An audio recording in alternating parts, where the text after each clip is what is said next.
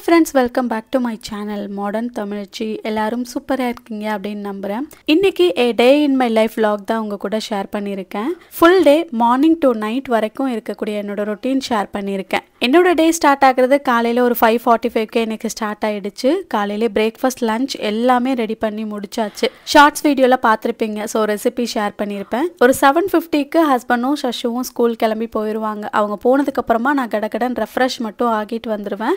த்ரிஷன் குட்டி ஒரு 8:30 போல் எழுந்திரிச்சான். அவனையும் ஃபேஸ் வாஷ் பண்ணிவிட்டு பால் மட்டும் ஆற்றி கொடுத்துட்டேன். அதுக்கப்புறம் எனக்கு அன்னைக்கான ஷார்ட்ஸ் வீடியோ எடிட்டிங் வேலை இருந்தது. வாய்ஸ் ஓவர் கொடுத்து எடிட் பண்ணி ஷெட்யூல் பண்ணிவிட்டு அதுக்கப்புறம் தான் என்னோட ரொட்டீன் வந்து க்ளீனிங் ரொட்டீன் ஸ்டார்ட் ஆகுது. ஒரு 8:50க்கு என்னோட க்ளீனிங் ரொட்டீன் ஸ்டார்ட் ஆச்சு. ஃபஸ்ட்டு பெட்ரூமில் பெட் ஸ்ப்ரெட் எல்லாத்தையும் சேஞ்ச் பண்ணிவிட்டு எதெல்லாம் வாஷ் பண்ண போடணுமோ அது எல்லாத்தையுமே வாஷ் பண்ண எடுத்து வச்சுட்டேன். எப்போவுமே காலையில் எழுந்திரிச்ச உடனே மடித்து வைக்கிற முடியாது. ஏன்னா த்ரிஷன் குட்டி தூங்கிட்டு இருப்பான். அவனை டிஸ்டர்ப் பண்ணாமல் மட்டும் எழுந்து வந்துடுவோம். அடுத்த நாள் ஸ்கூலுக்கு போட்டு போகிற ட்ரெஸ்ஸஸ் கூட வந்து முன்னாடி நாள் நைட்டே எடுத்து லிவிங் ரூமில் எடுத்து வச்சுருவாங்க. ஸோ இந்த பெட்ரூம் ஓப்பன் பண்ணோம் அப்படின்னாலே சவுண்டுக்கு எந்திரிச்சுக்குவான். என்னால் குக்கிங் வேலை மார்னிங் செய்ய முடியாது அப்படிங்கிறதுனால மோஸ்ட்லி அவனை டிஸ்டர்ப் பண்ண மாட்டோம். அவனா 8:30 போல் எழுந்திரிச்சு கூப்பிடுவான். இப்போ என்னோட க்ளீனிங் ரொட்டீன் பார்த்தீங்கன்னா பெட்ரூம்லேருந்து ஸ்டார்ட் ஆயிருக்கு. ஸோ ஃபஸ்ட்டு அதை க்ளீன் பண்ணி முடிச்சாச்சு. அதுக்கப்புறமா த்ரிஷன் வந்து ரொம்ப ஒரு மாதிரி பண்ணான். சரி, அவனுக்கு ஏதாவது ரெடி பண்ணி கொடுக்கலாம் அப்படின்னு சொல்லிட்டு இன்னைக்கு தோசை தான் ரெடி பண்ணி கொடுத்தேன். எனக்கு மார்னிங் எல்லாருக்குமே தோசை தான் பிரேக்ஃபாஸ்ட்டுக்கு. அவனுக்கு பிரேக்ஃபாஸ்ட் ஊட்டி முடிக்கிறதுக்கே ஒரு அரை மணி நேரம் பக்கமாவது எடுக்கும். எனக்கு சாப்பிட வைக்கவே முடியாது, அவ்வளோ கஷ்டம். ஆனாலும் ஒரு 4 வாய் தான் போகும். பட் ஆப்ஷனல் ஃபுட் வந்து ஏதாவது வச்சுருப்பேன். வீட்டில் முஸ்லி வச்சுருப்பேன், மில்கோட மிக்ஸ் பண்ணி கொடுத்துக்கிற மாதிரி. அப்படி இல்லைன்னா அவல் நாட்டு சக்கரை போட்டு கொடுப்பேன். இல்லை வாழைப்பழம், ஃப்ரூட்ஸு ஏதாச்சும் ஒன்று வந்து வயிறு ஃபுல்லாகிறதுக்கு கொடுத்துட்டே இருப்பேன். ஸோ அவனுக்கு சாப்பாடு ஊட்டி முடித்த உடனே பார்த்திங்கன்னா மாடிக்கு வந்தாச்சு. ட்ரெஸ் எல்லாம் வாஷிங் போடலாம் அப்படின்னு சொல்லிட்டு. இதில் கஷ்டமான டாஸ்க் என்னன்னு பார்த்தீங்கன்னா, வாஷிங் மிஷின் கீழே இருந்தது அப்படின்னா நமக்கு ப்ராப்ளமே இல்லை. ஸோ ட்ரெஸ்ஸை ஒன் சைடு போட்டுட்டு நம்ம ஒரு சைடு வந்து வேலை பார்த்துட்டுருக்கலாம். பட் இது மாடியில் இருக்கிறதுனால மேலே ஏறி இறங்குறதுக்கே வந்து டயர்டாயிரும். அதனால எப்போவுமே மாடிக்கு வரும்போது செடிக்கு தண்ணி ஊற்றுற வேலையும் அதுக்கப்புறம் த்ரிஷன் குட்டியை விளையாட விட்டுட்ருப்பேன். கிட்டத்தட்ட 1.5 மணி நேரம் பக்கம் எனக்கு மாடியிலே டைம் சரியாக போயிடும். இந்த செடி எல்லாத்துக்கும் தண்ணி ஊற்றிட்டு த்ரிஷன் குட்டி கொஞ்சம் நேரம் நல்லா விளையாடிட்டு இருப்பான். சில நேரம் வெயில் ரொம்ப அதிகமாக இருக்கும். ஆனாலும் வான் கூப்பிட்டா கூட வரமாட்டான். சரி, கொஞ்ச நேரம் தானே விளையாடட்டும் அப்படின்னு விட்டுருவேன். ஏன்னா ஒரு 1 hour இங்கே நல்லா டைம் ஸ்பெண்ட் பண்ணுறதுனால அவன் டயர்ட் ஆயிடுவான். ஆஃப்டர்நூன் போன உடனே லஞ்சு ஊட்டி விடுவேன். லஞ்சு சாப்பிட்டு முடித்த உடனே ஒரு 2 hours பக்கமாவது நல்லாவே தூங்குவான். அந்த 2 hours எனக்கு என்னென்ன எடிட்டிங் வேலை இருக்குது, வேறு என்ன வேலை இருக்குது, அது எல்லாத்தையுமே வந்து முடிச்சு வச்சுருவேன்.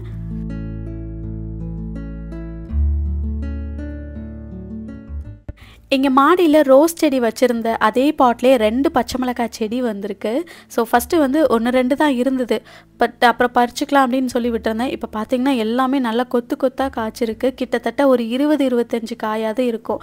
இந்த டைம் மார்க்கெட் போனப்போ கூட நான் வாங்கலை, நம்ம வீட்டிலே பறிச்சுக்கலாம் அப்படின்னு சொல்லிட்டு அவசரத்தில் வந்து சமைக்கும் போது ஒன்று மட்டும் பறிச்சுட்டு போனேன். இப்போ மொத்தமாக பறிக்கிற அளவுக்கு நல்லா காய்ச்சிருக்கு.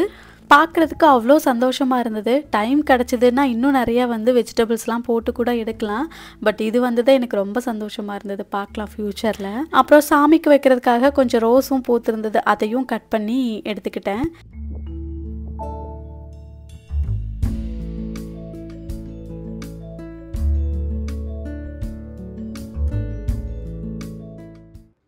காலையிலே இண்டோர் பிளான்ட்ஸ் எல்லாத்துக்குமே தண்ணி நல்லா வந்து ஸ்ப்ரே பண்ணி விட்டுருந்தேன். இதை வந்து நல்லா சிங்க்லேயே வந்து வாஷ் பண்ணி எடுத்து வச்சுருக்கேன். இது ஞாபகம் இருக்கா உங்களுக்கு? கிட்டத்தட்ட ஒரு 1 monthக்கு முன்னாடியே என்னவோ வச்சேன்.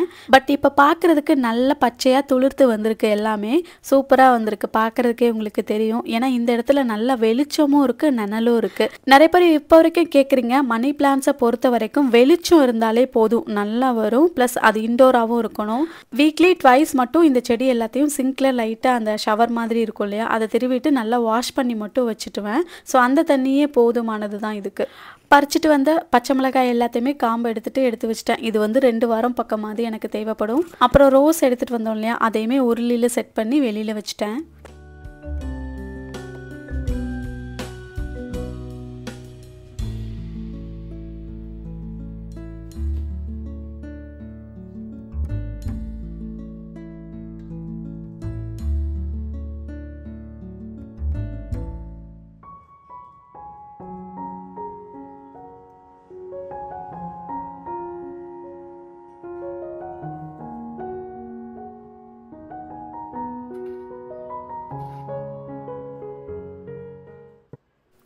ரீசெண்டாக ஒருத்தவங்க சொல்லியிருந்தாங்க முடி ஃபுல்லாக உங்களுக்கு கொட்டிடுச்சுக்கா அப்படின்னு சொல்லிட்டு. ஆக்சுவலாக வந்து நான் ஸ்மூத்னிங் பண்ணியிருக்கிறதுனால உங்களுக்கு அந்த மாதிரி தெரியுது. சாரி, போட்டாக்ஸ் பண்ணியிருக்கிறதுனால உங்களுக்கு அப்படி தெரியுது. இதுக்கு முன்னாடி நல்லா சுருட்ட முடியாக இருந்தனால பவுன்ஸியாக இருந்த மாதிரி இருந்தது.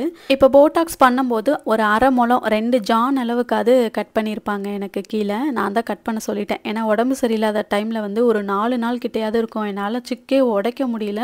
ஸோ அந்த டைமில் ஹேர் ஃபால் இருந்துச்சு. ஏன்னா பயங்கரமான கிட்டத்தட்ட ஒரு 3 வீக்ஸ் பக்கம் எனக்கு உடம்பு சரியில்லை அந்த டைமில்.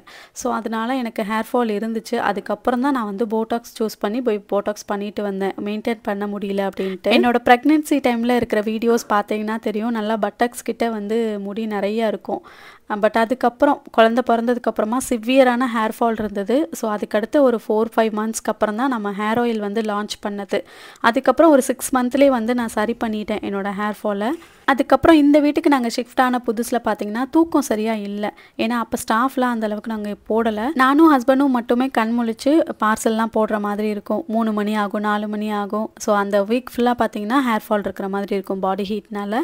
அதுக்கப்புறம் இதெல்லாம் சரி பண்ணி இப்போ டைமுக்கு தூங்கவுடனே பார்த்தீங்கன்னா கொஞ்சம் எல்லாமே நார்மல் ஆகிடுச்சு. அதுக்கப்புறம் பாஸ்ட் ஒரு 1 இயராகவே வந்து இப்போ நல்லா போயிட்டுருக்கு.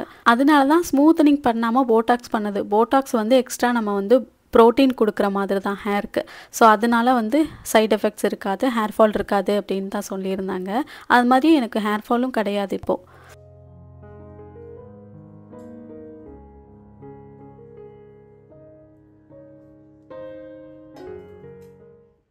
வீட்டில் வந்து ஸ்நாக்ஸ் அப்படின்னு சொல்லிட்டு எதுவுமே நான் ரெடி பண்ணி வைக்கல. எப்போவுமே ஏதாவது ஸ்டாக் ஏதாவது வச்சுருப்பேன். பட் இன்றைக்கி வந்து எதுவுமே இல்லாதனால சரி ஏதாவது ஸ்நாக் பண்ணலாம் அப்படின்னு சொல்லிட்டு ஹஸ்பண்ட் வந்து எக் புட்டிங் கேக் வந்து கேட்டுகிட்டே இருந்தாங்க, கேரமல் புட்டிங்.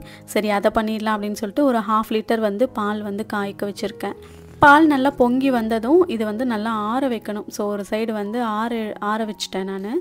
திரும்ப வந்து ஒரு கடாயை வச்சுருக்கேன். இதில் வந்து ஒரு 3 டீஸ்பூன் அளவுக்கு வந்து சுகர் சேர்த்துக்கணும். ஸோ இதுக்கு சுகர் சேர்த்தா தான் கேரமல் வந்து வரும். ஸோ ஒரு 3 டீஸ்பூன் அளவு மட்டும் சேர்த்துட்டு தண்ணி வந்து ஒரு 2 ஸ்பூன் அளவுக்கு மட்டும் சேர்த்துருக்கேன். அவ்வளோதான். இது வந்து நல்லா அதுவாகவே வந்து மிக்ஸ் கொடுக்கும்போது கலர் வந்து நல்லா ப்ரௌன் கலருக்கு மாறி வரும். ஸோ ரொம்ப கருக விட்டுறக்கூடாது, கசக்கிற மாதிரி ஆயிரும். ஸோ இந்த அளவுக்கு வந்ததுக்கப்புறமா நான் வேறொரு பவுலில் மாற்றி வச்சிட்டேன். நான் இன்றைக்கி ஸ்கொயர் டைப்பில் இருக்கிற ஒரு பவுலில் வந்து ஃபஸ்ட்டு இந்த கேரமல் பண்ணதை வந்து சேர்த்துட்டேன். இதில் போட்ட உடனே பார்த்திங்கன்னா அப்படியே பாத்திரத்தோடே செட் ஆயிரும் கொஞ்ச நேரத்துலேயே. பட் எனக்கு வந்து இது பத்தாத மாதிரி இருந்துச்சு. சரி அகைன் வந்து ஒரு 3 டீஸ்பூன் போட்டுட்டு நான் திரும்பவும் கேரமலைஸ் பண்ணி அதை இது கூட சேர்த்துக்கிட்டேன்.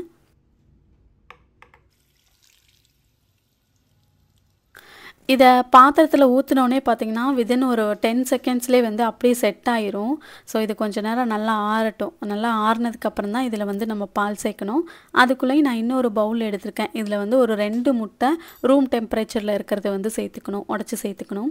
இதில் வந்து இந்த கேரமல் புட்டிங்கில் முட்டையோட கவுச்ச ஸ்மெல் இல்லாமல் இருக்கிறதுக்காக, ஏன்னா பாலும் இதுவும் ஊற்றி தான் செய்ய போகிறோம். ஸோ அந்த ஸ்மெல் இல்லாமல் இருக்கிறதுக்காக நான் 1 டீஸ்பூன் மட்டும் வெனிலா எசன்ஸ் வந்து சேர்த்துட்டு 1/4 கப் வந்து சர்க்கரை சேர்த்துருக்கேன். நீங்கள் பவுடர் சுகர் கூட சேர்த்துக்கலாம். நான் இன்றைக்கி வந்து பவுடர் சுகர் சேர்க்கல. ஏன்னா மிக்ஸி சவுண்டு கேட்டுச்சுன்னா திரிஷன் குட்டி எழுந்துச்சுக்குவான், தூங்கிட்டு இருக்கான்.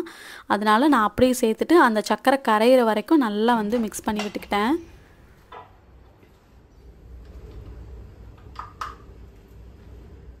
இப்போ இந்த முட்டையில் வந்து சர்க்கரை நல்லா கரைஞ்சிடுச்சு. இதில் வந்து நான் ஒரு 200 ml அளவுக்கு காய்ச்சி கொஞ்சம் வெதுன்னு இருக்கிற பால் வந்து சேர்த்துக்கணும். ரொம்ப சூடு இல்லாமலும் இருக்கக்கூடாது, சூடு அதிகமாகவும் இருக்கக்கூடாது. நல்லா கை பொறுக்கிற தாங்குற அளவுக்கு இருக்கும்ல, அந்த அளவுக்கு வந்து இருக்கும்போது அந்த முட்டையோடு சேர்த்து நல்லா பீட் பண்ணிவிட்டு அதுக்கப்புறமா நம்ம அந்த பாத்திரத்தில் அந்த கேரமலைஸ் பண்ணி வச்சுருந்தோம் இல்லையா, அந்த பாத்திரத்துக்கு மாற்றிட்டு நான் இன்றைக்கி இட்லி பாத்திரத்தில் தான் ஸ்டீம் பண்ண போகிறேன்.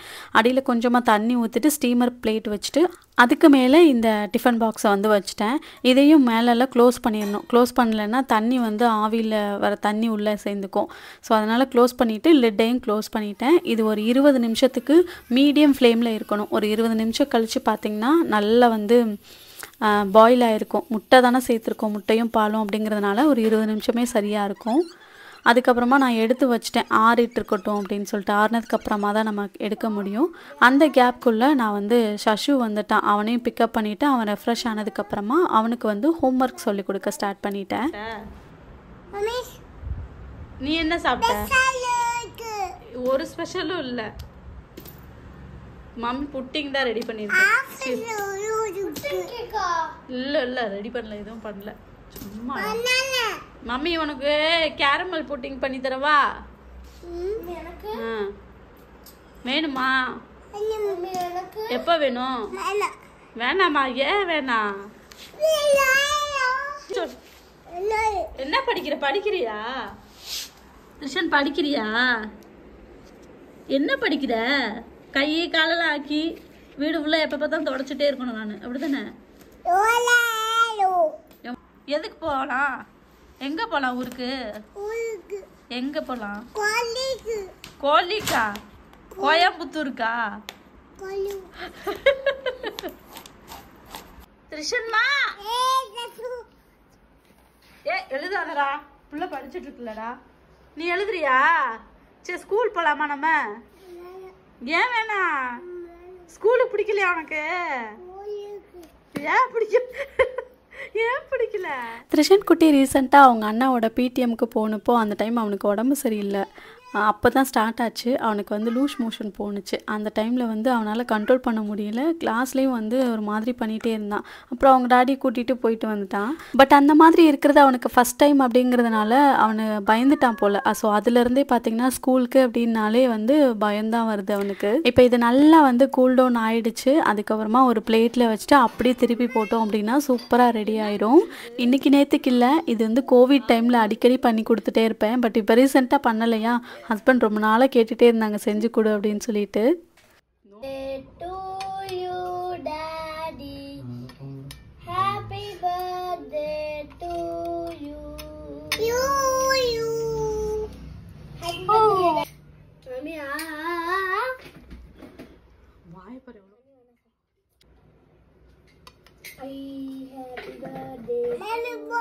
சஷுக்கு ஹோம்ஒர்க் சொல்லி கொடுத்துட்டு இந்த கேக்கை கட் பண்ணுற அந்த டைமுக்குள்ளே ஹஸ்பண்ட் வந்து டீ போட்டாங்க. என்னதான் காலையிலேருந்து வேலை பார்த்தாலும் சரி, ஈவினிங் டைம் டீ வந்து இன்னொரு ஆள் போட்டு கொடுத்து குடித்தாதான் அது ஒரு ஹாப்பியாக இருக்கும்.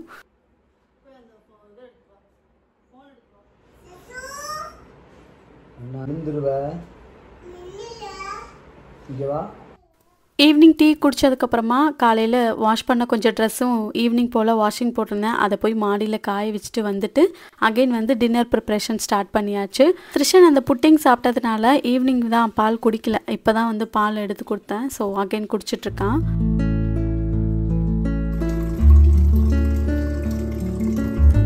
அண்ட் ஒரு சிஸ்டர் வந்து கண்டினியூவாக கேட்குறாங்க, கார் வாங்கின ஸ்டோரி சொல்லுங்கள், எங்களுக்கும் யூஸ்ஃபுல்லாக இருக்கும் இந்த மாதிரி சின்ன கார் வாங்குறதுக்கு அப்படின்னு சொல்லியிருந்தாங்க. ஆக்சுவலாக இந்த கார் வாங்கினதுக்கான ரீசன் ஒன்று இருக்குது. நம்ம இருந்தது கோத்தகிரியில் இருந்தோம். ஸோ அப்போ எப்போ வந்து மழை பெய்யும், எப்போ வந்து காற்றடிக்கும் அப்படின்னு சொல்லவே முடியாது. திடீர்னு ரோட்டில் போயிட்டுருக்கும்போது மரம் உடஞ்சி விழுக்கும். அந்த மாதிரி கிளைமேட் வந்து அங்கே இருந்துச்சு. அப்போ ஹஸ்பண்ட் வந்து நம்ம வந்து சேஃப்டிக்கு ஒரு கார் வாங்கிடலாம் சின்னதாக அப்படின்னு சொல்லிட்டு இருந்தாங்க. பட் ஃபஸ்ட்டு வந்து சொல்லும் போது நான் சரி பார்க்கலாம் அப்படின்னு விட்டாச்சு.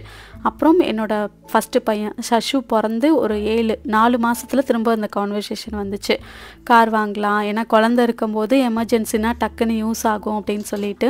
அந்த கிளைமேட்க்கு ஏசி இருக்கிற கார்லாம் வேண்டாம், நார்மலான காரே போதும் நம்மளோட பட்ஜெட்க்கு தகுந்த மாதிரி அப்படின்னு நினச்சி தான் இந்த கார் வாங்கலான்னு நினச்சது.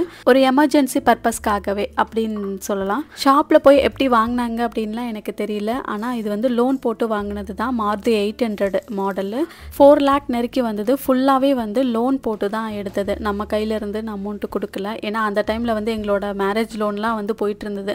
அதனால இது வந்து அமௌண்ட்லாம் கேஷ் கட்டுற மாதிரி இல்லை. ஸோ ஃபுல் லோன் போட்டு தான் எடுத்தது. எனக்கு சி செக்ஷன் ஆகி 4th month ஸ்டார்ட் ஆகும்போது ஹஸ்பண்ட் வந்து அங்கேயே ஷோரூமில் ஒருத்தவங்களை பார்த்து பேசி வாங்கினது தான். அந்த ஒரு 2 months வந்து டிரைவிங் கற்றுக்கிட்டு ஃபுல்லாகவே கற்றுக்கிட்டாங்க. அதுக்கப்புறம் 6th month முடிஞ்சு கரெக்டாக 7th month ஸ்டார்ட் ஆகும்போது என்னோட வீட்டுக்கு கூட்டிகிட்டு வந்தாங்க. அப்போ ஃபஸ்ட்டு குழந்தைய வந்து அந்த காரில் வச்சு தான் நான் ட்ராவல் பண்ணி கொண்டு வந்தோம்.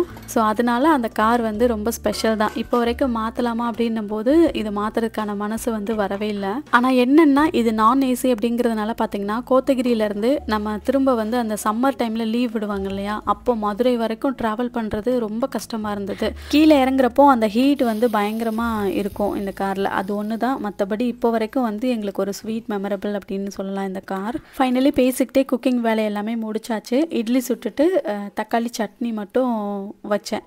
ஸோ அதுக்கப்புறமா அடுத்த நாளுக்கு தேவைப்படுற தயிரும் வந்து ஊற ஊற்றி வச்சிட்டேன். அடுத்த நாள் பார்த்திங்கன்னா நல்லா திக்காக வந்து உறைஞ்சிருக்கும். இப்போ வெயில் கொஞ்சம் இருக்குது இல்லையா, அதனால் நல்லாவே உறைஞ்சி வந்துருந்துச்சு.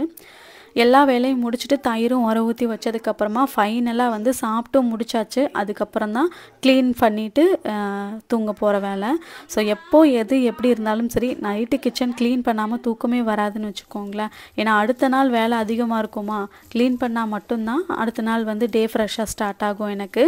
இன்க்ளூடிங் சிங்க் முதற்கொண்டு எல்லாமே நல்லா வாஷ் பண்ணி வச்சுட்டு க்ளீனாக வச்சுட்டு தான் போய் படுக்கிறது. டின்னர் வந்து ஒரு 8:30 8:45க்குள்ளேயே முடிஞ்சிடும். கரெக்டாக வந்து 9 o'clock வந்து கிச்சன் ஃபுல்லாக க்ளீன் பண்ணிவிட்டு 9:30க்கே பெட்டுக்கு போயிடுவோம். ஸோ போகிறதுக்கு முன்னாடி நானும் ரெஃப்ரெஷ் ஆகிட்டு வந்துட்டு ஃபேஸ்க்கு வந்து நல்லா வாஷ் பண்ணிவிட்டு நைட் ஸ்கின் கேர் வந்து கண்டிப்பாக பண்ணிவிடுவேன். நான் எப்போல்லாம் பண்ணுறனோ இந்த திருஷன் குட்டியும் ஓடி வந்துடுவான். இதெல்லாம் பண்ணி என்ன பிரயோஜனம், அடுத்த நாள் காலையிலே வெயிலில் போய் ஒரு மணி நேரமாவது காலையில் மொட்டை மாடியில் விளையாடிட்டு வந்துடுவான். ஃபைனலாக அவங்களுக்கும் ஸ்கின்னில் நல்லா போட்டு மசாஜ் பண்ணிவிட்டு தூங்க போயாச்சு. எனக்கு எடிட்டிங் வேலை இல்லை, காலையில் தான் இப்போ ஷார்ட்ஸ் வீடியோ போடுறேன் அப்படிங்கிறதுனால அப்போவே எடுத்து அப்போவே எடிட் பண்ணி போடுறேன். ஸோ அதனால் ஸ்லீப்பிங்கும் இப்போ பார்த்தீங்கன்னா ஒரு 9:45க்குள்ளே போய் தூங்கிடுறது.